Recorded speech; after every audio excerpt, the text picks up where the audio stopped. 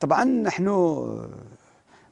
مرة أخرى مع حرية التعبير وحرية المعتقد، وبالتالي بالنسبة إلينا لا يجوز تحريم مثل هذه القضايا. ونحن لا نرى مثلا بالنسبة للإجهاض أين هو الضرر بالنسبة للمجتمع في أن يتم يعني الإجهاض وتقنين هذا المجال. طبعا كل هذه المسائل يجب أن تكون مقننة.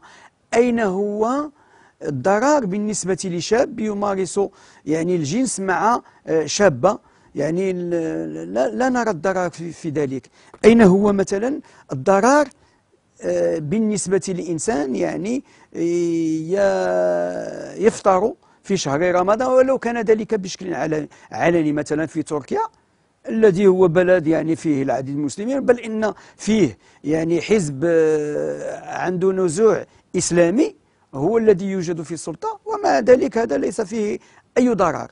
طبعا يجب أخذ بعين الاعتبار التاريخ والثقافة السائدة، لا يجب استفزاز يعني